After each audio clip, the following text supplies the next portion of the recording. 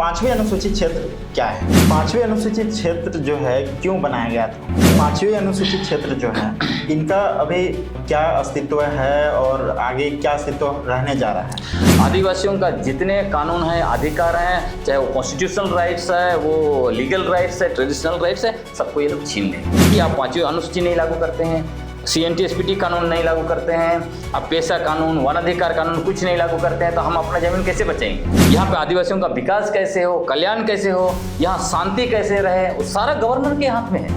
दादा, तो अब ये पांचवी अनुसूचित क्षेत्र को बचाने के क्या उपाय हैं? गवर्नर के पास जो पावर है उसको एकदम इम्प्लीमेंट कराना पड़ेगा, उन पर दबाव दे के या जो भी करके, क्योंकि अक्सर हमने देखा है पिछले 24 साल में कि झारखंड में जो भी गवर्नर आ रहे हैं वो सिर्फ केंद्र सरकार का एजेंट बन के रह जा रहे हैं। झारखंड न्यूज़ 9 के सभी दर्शकों को मेरा जोहार।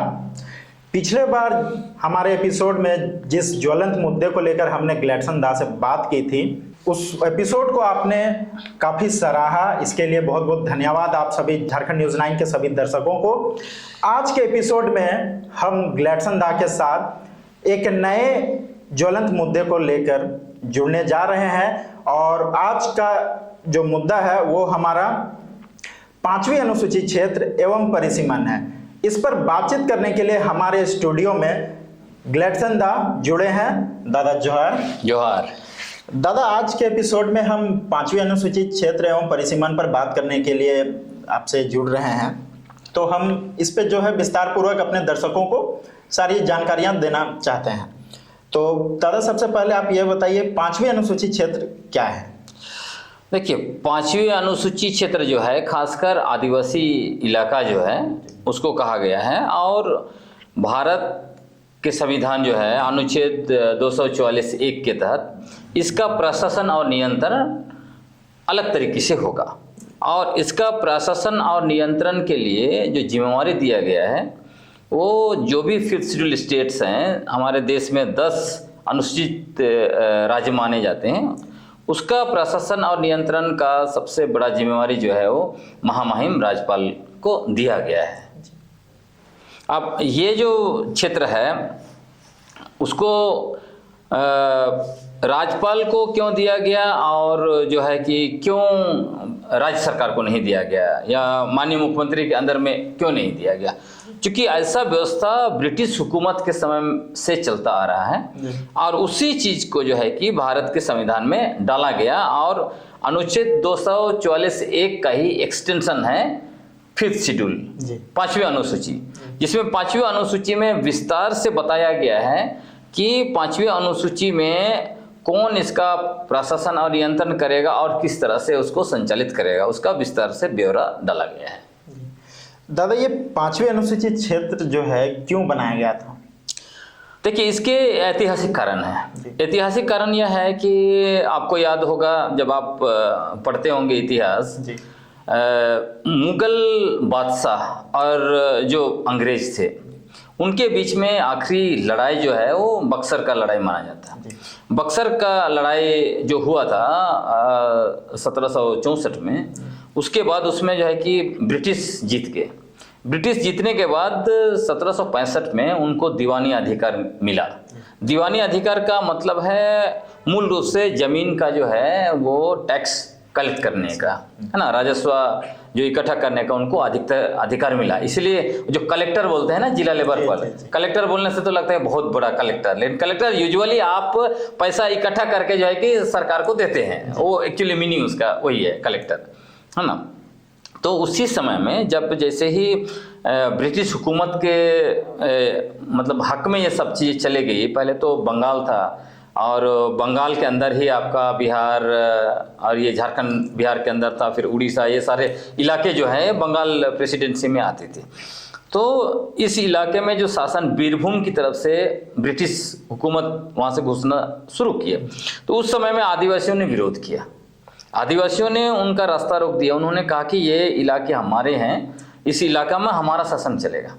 और उसके बाद भी जो है कि 1793 में उन्होंने अस्थाई बंदोबस्ती कानून बनाया, और उन्होंने क्यों अस्थायी बंदोबस्ती कानून बनाया? पहले का ऐसा चलता था व्यवस्था, जैसे आदिवासियों का हम देखने की कोशिश करें तो लोग क्या करते थे, एक गांव बसाते थे, वहाँ पे जो है कि जो भी जंगल झाड़ है साफ करते थे, फिर उसको जो है कि खेती योग्य ज़मीन बनाया, कुछ परिवारों को वहाँ छोड़ दिया, उसके बाद फिर आगे मूव किए, फिर वहाँ पे थोड़ा जंगल को साफ किया, फिर वहाँ पे नया गांव बसाया, सीमांकन वगैरह, इसलिए पत्थर गाड़ी वगैरह करके इसे सीमांकन कर देते, ऐसे ही चलता था। तब जो है कि ब्रिटिश हुकूमत जब स्टेट आ गई, मतलब पहले तो स्टेट जैसा कुछ नहीं था, राजा राजवाड़ का ही शासन चलता था, आदिवासियों का अपना अलग व्यवस्था था।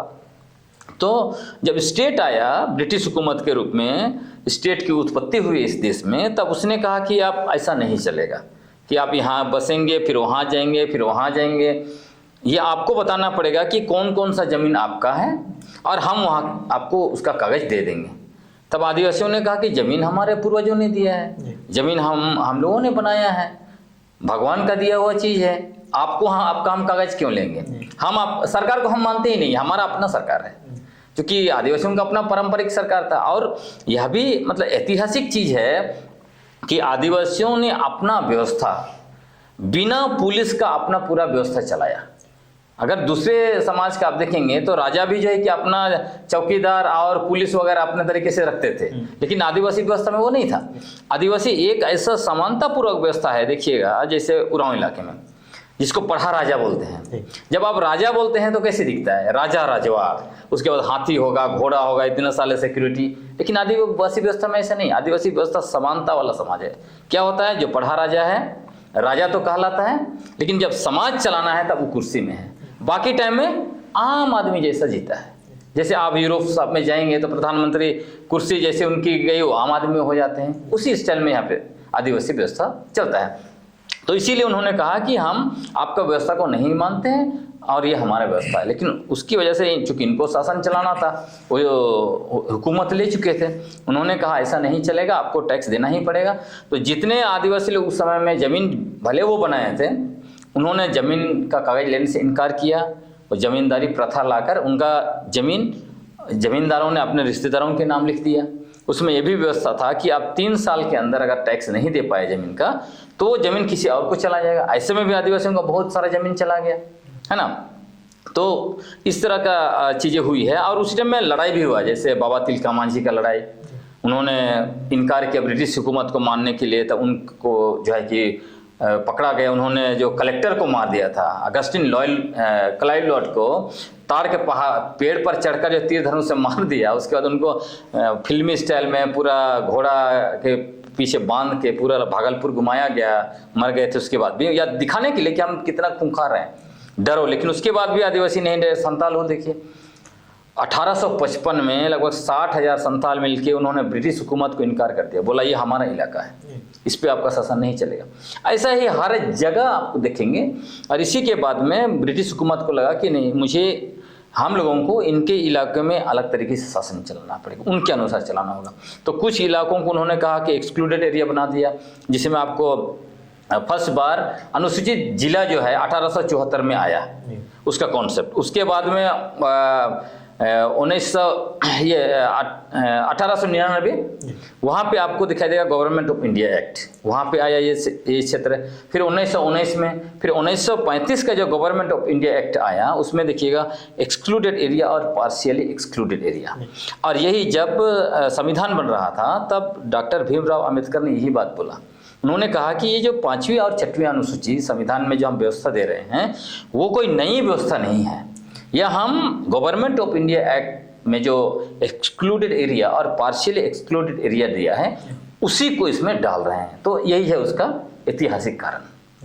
दादा, 5वीं अनुसूचित क्षेत्र जो है इनका अभी क्या अस्तित्व है और आगे क्या अस्तित्व रहने जा रहा है?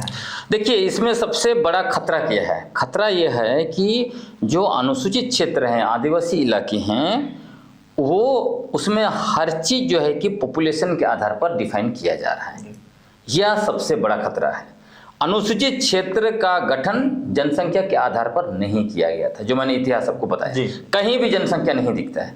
बस जो है कि 1961 में ढेबर कमीशन बना, तब ढेबर कमीशन ने पहली बार ये पॉपुलेशन को व्यवस्था दिया कि जो नए अनुसूचित क्षेत्र बनेंगे उसमें पॉपुलेशन एक क्राइटेरिया होगा, लेकिन पहले नहीं था। लेकिन यहाँ जो है सब कुछ पॉपुलेशन के आधार पर बनाया जा रहा है। उसका असर क्या हो रहा है, जैसे आप देख लीजिए रांची मुंडाओं का था। यहाँ के 90% गांव जो है, पुराना नाम आप ढूंढेंगे तो अभी भी मुंडा नाम मिलेंगे, लेकिन अभी क्या हो गया, मुंडा गायब हो गए। मुंडा के आदिवासी ही गायब हो रहे हैं। यहाँ पे बाहर के लोग जितने लोग आए, मतलब हुआ क्या, एक तो उद्योग लगा विकास के नाम पर, HEC मान लीजिए, वहाँ पे बाहर के लोग नौकरी करने आए, नौकरी उनको मिला, आदिवासी विस्थापित होकर चले गए। उसके बाद अभी बाहर के जितने लोग आए वो कह रहे हैं कि हमारी जनसंख्या ज़्यादा होगी, अब हमें राजनीतिक हक भी चाहिए। यहाँ का लोकसभा जनरल हो गया। रांची मेन जो है आपका, रांची, हटिया और जो कांके, ये सारे जो है कि एक तो SC बन गया और 2 जनरल हो गया। कांके पहले जनरल भी था, है ना। तो आप सोच लीजिए कि जहाँ आदिवासियों का गढ़ था उसको आपने पूरा जनरल बना दिया पॉपुलेशन को देख के। उसी तरह आप जमशेदपुर, 24 आदिवासी गांव था टाटा बसने से पहले। 24 आदिवासी गांव में संताल, हो, भूमिज 3 आदिवासी समुदाय रहते थे। उनकी जनसंख्या 95% थी। अभी अब देखिए टाटा बनने के 100 साल के बाद हमने 2011 का सेंसस निकाला, जिसमें एक किताब भी हमने लिखा है विकास की कबर का, सुनील मिंजी के साथ में। उसमें हमने स्पष्ट बताया है, दिखाया है कि टाटा बनने के जस्ट 100 साल के बाद आदिवासी 95% से 5% में आ गया। तो जिसको आप विकास बोल रहे हैं उसमें आदिवासी गायब हो रहा है। एक तो बात वो है। दूसरा बात, जो लोग बाहर से लोग आए टाटा में नौकरी करने के लिए, उनको नौकरी भी मिला। नौकरी करने के बाद गैर आदिवासी लोग जो है कि गैर कानूनी तरीके से आदिवासी का जमीन भी कब्जा कर लिया। अब पॉपुलेशन दिखाकर वहाँ का जनरल सीट लोकसभा हो गया। उसके बाद दोनों विधानसभा देखिए ना, दोनों विधानसभा में जो चुन के आते हैं या चुन के आए हो वो लोग कहाँ हैं, कहाँ के वो मूल निवासी हैं, बिहार के हैं। स्वाभाविक सी बात है। तो आप समझ लीजिए कि जनसंख्या के आधार पर हमारा सब कुछ खत्म हो गया।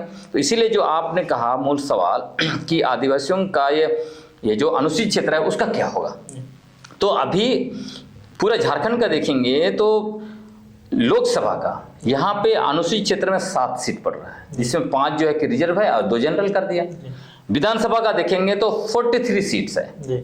अब 43 सीट्स अगर रिजर्व होता तो आदिवासी ऐसे मेजोरिटी में होते, तो उनको माइनॉरिटी करने के लिए एक तो ग्रेटर झारखंड नहीं दिया ताकि आदिवासी लोग मेजोरिटी ना हो, वहां पे तोड़ा। दूसरा क्या कर दिया कि ये जो अनुसूचित क्षेत्र है उसका सीट को जनरल कर दिया। तो आप सबने इसमें क्या किया, 15 सीट, मतलब 43 में 15 में से 12 को जनरल कर दिया, 3 को SC को दे दिया और बाकी 28 सीट रिजर्व कर दिया ताकि आदिवासी का भी मेजोरिटी में ही नहीं रहेंगे। तो सवाल यह है कि क्या अगला 50 साल के बाद क्या स्थिति रहेगी। अभी परिसीमन बोल रहे हैं 26 से 28 तक होगा जी। परिसीमन होगा तो क्या सीटें और घट जाएंगी, तो क्या होगा, क्या 50 साल 100 साल के बाद सिर्फ आदिवासी वोटर बन के रह जाएगा, क्योंकि बेस आप पॉपुलेशन को कर रहे हैं। तो अगर जब पॉपुलेशन ही आधार होगा तब तो रिजर्व सीट खत्म होते जाएगा, है ना। जबकि सुप्रीम कोर्ट ने एक खासकर पेशा के मामले में, झारखंड हाईकोर्ट में एक केस गया था पेशा को लेकर, उसमें वही आर्गुमेंट किया गया था कि कई एक ऐसे पंचायत हैं जहां आदिवासी 2-3 परिवार बच गए हैं, लेकिन वहां भी उनके लिए आरक्षण है जो गलत है। इसी के आधार पर हाईकोर्ट ने पेशा कानून का कुछ सेक्शन को बोला कि असंवैधानिक है। लेकिन जब ये सुप्रीम कोर्ट में गया तो सुप्रीम कोर्ट के चीफ जस्टिस KG बालाकृष्णन ने कहा कि हमें इस बात को नोट करना चाहिए, हमें नहीं भूलना चाहिए, भले बाहरी जनसंख्या का उधर जाने की वजह से आदिवासियों की जनसंख्या कम हो गई है, लेकिन ऐतिहासिक रूप से ये इलाके उनके थे। तो इसीलिए हम कह रहे हैं कि सरकार को इसी दृष्टिकोण से सोचना पड़ेगा। यदि आपने अनुसूचित क्षेत्र का संरक्षण नहीं किया तो आने वाले समय में आदिवासी पॉपुलेशन पूरा धीरे धीरे जो है कि खत्म हो जाएगा, उनका जल जंगल जमीन जो है कि सब कुछ जो है कि समाप्त हो जाएगा, दूसरों के हाथ में चला जाएगा। दादा, ये परिसीमन से राजनीतिक सीट में कटौती के अलावा और क्या क्या जो है खतरा आपको नजर आता है? खतरा तो मूल वही है ना, जो आपका अगर परिसीमन हुआ, जैसे मैंने कहा 28 सीट से अगर घट गया सीट, तो आपका जब पॉलिटिकल पावर ही नहीं रहेगा तो पॉलिसीज कैसे बनेंगे। CNT SPT कानून जो आदिवासियों का सुरक्षा का, हालांकि पूरा ना सिर्फ आदिवासी बल्कि मूलवासी सभी लोगों का सुरक्षा कवच है, ऐसे दिखाया जाता है कि सिर्फ आदिवासियों का सुरक्षा कवच है। तो ये जो सुरक्षा कवच है उसको वो लोग बदल देंगे। आपको याद होगा 2016 में CNT और SPT कानून, जिसको हम लोग कहते हैं कि ये दोनों कानून जो है कोई मामूली दस्तावेज नहीं है, ये हमारे पूर्वजों के खून से लिखे हुए दस्तावेज है। और उसको इसलिए हम लोग कहते हैं क्योंकि हमारे पूर्वज, जैसे मैंने आपको बैकग्राउंड में बताया कि हजारों हमारे पूर्वज जो है कि लड़े हैं, अपना जान गंवाया है। संताल हुल में ही जो है कि लगभग 20 से 25 हजार लोग मारे गए। और जो ब्रिटिश फोर्स में जो लोग गोली चला रहे थे, उनका किताब है, वो लिखते हैं कि हम लोग बंदूक लेके खड़े थे और संथाल जो है तीर धनुष लेके हमारे सामने खड़े हो जाते थे, है ना। तो समझ लीजिए इतने वीर लोग लड़े हैं। उसके बाद संथाल परगना टेनेंसी एक्ट आया, फिर छोटानागपुर टेनेंसी एक्ट आया, धरती आबा बिरसा मुंडा और बाकी लोगों, बहुत सारे लोगों के संघर्ष के बाद तो उन कानून को सोचिए ऑर्डिनेंस से संशोधन किए, फिर 3 मिनट में, बहस भी नहीं किए विधानसभा में, मात्र 3 मिनट में संशोधन किया। और उसमें आप देखिए, एक मैं सेक्शन बताता हूं क्या संशोधन कर रहे थे। चूंकि 2013 में भारत सरकार ने भूमि अधिग्रहण, पुनर्वास और पुनर्स्थापना कानून बनाया था, उसका सेक्शन 10 उसमें वो बोलता है कि आप एग्रीकल्चर लैंड को नहीं एक्वायर कर सकते हैं जब तक एकदम अति जरूरत नहीं पड़ गया, और एक्वायर करेंगे तो उतना ही लैंड दूसरी जगह देना पड़ेगा और पुनर्वास करना पड़ेगा। ये सब करने के बाद एक्वायर कर सकते हैं। उससे बचने के लिए ये क्या कर रहे थे कि अमेंडमेंट करके CNT एक्ट के तहत सरकार अपना पावर ले रही थी कि कोई भी जमीन, एनी अमाउंट ऑफ लैंड, मान लीजिए पूरा का पूरा एक ब्लॉक को, मान लीजिए अनगढ़ा, पूरा का पूरा अनगढ़ा ब्लॉक एरिया को घोषित कर देते कि नॉन एग्रीकल्चर लैंड है। बताइए, जहां लोग आदिवासी मूलवासी कितने सदी से वहां पे अनाज उगा के जी रहा है, उसको वो नॉन एग्रीकल्चर लैंड, मतलब ये यहाँ खेती नहीं होती है, ऐसे घोषित करने जा रहे थे। तो आप समझ सकते हैं जो बाहरी शक्तियां जब ऐसे करने की कोशिश में लगे हुए हैं, यहाँ का पेशा कानून को लागू करने नहीं दे रहे हैं, वन अधिकार कानून को लागू नहीं होने दे रहे हैं, 5वीं अनुसूची को देखिए, 5वीं अनुसूची में गवर्नर को इतना पावर दिया गया है कि वो मालिक है यहाँ का, इवन जो है कि प्रेसिडेंट से ज्यादा पावर दिया गया है। उसका उदाहरण ये है, उसमें 5वीं अनुसूची के पैरा 5(1) स्पेशल लिखा हुआ है कि कोई भी कानून विधानसभा या लोकसभा पारित करेगा, उसको गवर्नर एक नोटिफिकेशन से बदल सकता है, पूरा रिजेक्ट कर सकता है, अमेंड कर सकता है। आप सोचिए कि लोकसभा, मतलब जब आप कानून बनाते हैं देश में तो कैसे बनता है, आप लोकसभा में एक पहले तो कैबिनेट में पारित होता है, कैबिनेट में पारित होने के बाद वो मिनिस्टर पटल पर रखता है लोकसभा में, फिर लोकसभा में अगर लोग सहमत नहीं हुए तो जो है कि एक्सटेंडिंग कमेटी को जाता है ना। उसके बाद जो है राज्यसभा में जाता है, वहाँ भी जो उनकी कमेटियां हैं वहाँ भी जाती है। उसके बाद इतना प्रैक्टिस करने के बाद में आप बहुमत लेकर कानून बनाते हैं, फिर प्रेसिडेंट साइन करते हैं। उसको सोच लीजिए कि गवर्नर सिर्फ एक नोटिफिकेशन से खारिज कर सकते, इतना पावर उसको दिया गया है। और हमने देखा है कि 5वीं अनुसूची क्षेत्र का 10 राज्य हैं, उसमें से एकमात्र गवर्नर ने बेहतरीन काम किया, कोई भी नहीं किया, महाराष्ट्र का। महाराष्ट्र का गवर्नर ने 2015 में क्या किया था कि वहां जिस तरह से यहाँ झारखंड में आदिवासी अपना जमीन बेचना चाहता है तो DC से परमिशन लेता है, महाराष्ट्र में भी वही व्यवस्था है। तब वहाँ क्या हो रहा था कि वहाँ के DC जो है आदिवासी अपना पावर का दुरुपयोग करते हुए आदिवासियों का लैंड जबरदस्ती इधर उधर बेच रहे थे। तब गवर्नर के पास ये मामला आ गया तो उन्होंने क्या कर दिया, उस कानून में ही अपने एक नोटिफिकेशन से बदल दिया, विधानसभा जाने का भी जरूरत नहीं पड़ा। उसमें सीधा लिख दिया कि DC का पावर सीज करके सीधे ग्राम सभा को दे दिया। सोचिए इतना बड़ा पावर है। तो अगर ये चाहे इनको, मतलब आदिवासी के जमीन सुरक्षा का इनकी जिम्मेवारी है, यहाँ पे आदिवासियों का विकास कैसे हो, कल्याण कैसे हो, यहाँ शांति कैसे रहे, वो सारा गवर्नर के हाथ में है। लेकिन यहाँ देखिए आप, पथलगाड़ी मूवमेंट के समय में क्या किया उन्होंने, 11,109 लोगों को जेल में बंद कर दिया देशद्रोह बताकर, 109 लोगों को, सॉरी 11,109 लोगों पर केस किया, 115 को जेल में डाल दिया। अब इसमें और कहा भी ये लोग क्या बोल रहे थे कि आप 5वीं अनुसूची नहीं लागू करते हैं, CNT SPT कानून नहीं लागू करते हैं, आप पेशा कानून, वन अधिकार कानून कुछ नहीं लागू करते हैं, तो हम अपना जमीन कैसे बचाएंगे। आप MOU करते हैं कंपनी के साथ और कंपनी वाला सीधा जो है कि सर्वेयर भेजता है हमारे गांव में। इसीलिए उन्होंने पत्थलगाड़ी किया और बोला कि ये हमारा गांव है, पूछ के घुसो। तो इसी से सरकार डरी कि हमारा सर्वेयर घुसने नहीं दे रहे हैं, देशद्रोह बोल दिए इन लोग को।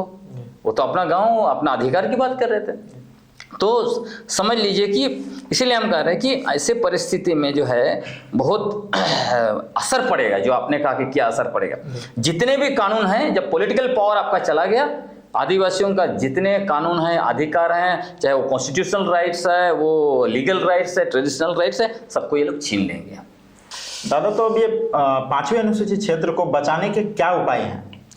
देखिए, इसमें संविधान में ही यह व्यवस्था है। संविधान में क्या व्यवस्था है? जिस तरह से संविधान का अनुच्छेद 19 एक का ABCDE और G, इसका उपयोग करते हुए बाहर के लोग यहाँ पर आ रहे हैं और सब कुछ कब्जा कर रहे हैं। अब ये देखिए कि अनुच्छेद 19 एक का ABCD और G, E क्या बोलता है? ABCDE और G, वो ये कहता है कि आपको अभिव्यक्ति की आज़ादी है और आप देश में कोई भी हिस्सा में जा सकते हैं, रह सकते हैं, बस सकते हैं और नौकरी पेशा सब कुछ आप कर सकते हैं। ये व्यवस्था है और उसी का उपयोग करके बाहरी जनसंख्या जो है कि अनुसूचित क्षेत्र में भर जा रहे हैं और सब कुछ कब्जा कर रहे हैं। अब इसको रोकने के लिए उसी अनुच्छेद 19 का सबसेक्शन 5 और 6 में व्यवस्था है। उसमें क्या व्यवस्था है? उसमें स्पष्ट लिखा हुआ है कि जनरल पॉपुलेशन या शेड्यूल्ड ट्राइब, ये लिखा हुआ है, अगर इनका अस्तित्व में किसी तरह का खतरा है तो सरकार जो है उसको रोकने के लिए, उनके संरक्षण के लिए कानून बना सकता है। तो उसमें क्या कहता है? उसमें स्पष्ट कहता है कि बाहर के लोग को यहाँ पर आने, रहने, बसने, हाँ, नौकरी पेशा व्यवसाय पर रोक लगाने के लिए सरकार के पास संवैधानिक अधिकार है। लेकिन ये इसको नहीं कर रहे हैं। आप नॉर्थ ईस्ट में चले जाइए, नॉर्थ ईस्ट के कई ऐसे राज्य हैं वहाँ पे आप जमीन नहीं खरीद सकते हैं, उसको आपको परमिशन, इनर लाइन परमिशन देना पड़ेगा, परमिट लेना पड़ेगा। तो हम लोग कह रहे हैं कि ये अनुच्छेद 19 का एक का ABCDE और G का उपयोग करके लोग आ रहे हैं, तो उसी संविधान का अनुच्छेद 19 का 5-6 को लेके आप इनर लाइन परमिट आपको बनाइए। आपको ऐसा कानून बनाना पड़ेगा, तभी यहाँ पे रुकेगा। एक तो वह है, दूसरा यहाँ पे जनसंख्या के आधार पर चीज़ों का ये तय नहीं कर सकते हैं। इसलिए हम कह रहे हैं कि जो भी प्रतिनिधित्व दीजिए, चाहे लोकसभा में, विधानसभा में या फिर स्थानीय निकाय में, ये जनसंख्या के आधार पर बिल्कुल नहीं होना चाहिए यहाँ 5वीं अनुसूचित क्षेत्र में। तीसरा, गवर्नर के पास जो पावर है उसको एकदम इम्प्लीमेंट कराना पड़ेगा, उन पर दबाव दे के या जो भी करके, क्योंकि अक्सर हमने देखा है पिछले 24 साल में कि झारखंड में जो भी गवर्नर आ रहे हैं वो सिर्फ केंद्र सरकार का एजेंट बन के रह जा रहे हैं। इससे काम नहीं बनेगा, उनको अपने पावर को यहाँ पे इन्फोर्स करना पड़ेगा। पहले तो ऐसे लोग बना के रखा था कि नहीं, गवर्नर के पास ऐसा पावर नहीं है, वो जो है कि नहीं कर सकते हैं, ये सिर्फ संविधान में लिखा हुआ है। लेकिन महाराष्ट्र में तो बहुत क्लियर, मैंने एक आपको एग्जाम्पल बताया, वहाँ का गवर्नर ने वन अधिकार कानून से लेकर कई कानून को अपने तरीके से अमेंड कर दिया है। मतलब ये बकवास बंद करना चाहिए कि पावर उनके पास नहीं, पावर है, वो करना नहीं चाहते हैं, वो सिर्फ मतलब केंद्र सरकार का एजेंट बन के रहना चाहते हैं। तो ऐसा नहीं होगा। तो इसीलिए इस सरकार से हम लोगों का उम्मीद है, अबुआ सरकार है, उसको इस तरह का संरक्षण करना चाहिए। नहीं करेगा तो निश्चित तौर पर आने वाले समय में हम लोग जो है कि बड़ा मूवमेंट होगा, दबाव भी होगा और परिसीमन आएगा। तो यहाँ पे आपको बहुत बड़ा उलगुलान भी देखने को मिलेगा। अभी हमने ग्लैडसन दादा के साथ 5वीं अनुसूची में क्या खतरे हैं, उनसे कैसे बचेंगे और परिसीमन को लेकर जो है जानकारी प्राप्त की, एक संक्षिप्त विवरण विश्लेषण प्राप्त किया। झारखंड न्यूज़ 9 के दर्शकों से अनुरोध है कि आप हमारे साथ बने रहें, जुड़े रहें, क्योंकि हम एपिसोड टू एपिसोड आपको आज की ज्वलंत मुद्दे की तरह और भी आदिवासी, मूलवासी और झारखंड की नीतियों पर बात करेंगे, विश्लेषण करते रहेंगे। हमारे साथ ग्लैडसन दादा जुड़े थे। दादा जोहार, धन्यवाद। आप सभी से भी अनुरोध है कि आप झारखंड न्यूज़ 9 के साथ जुड़े रहें। धन्यवाद।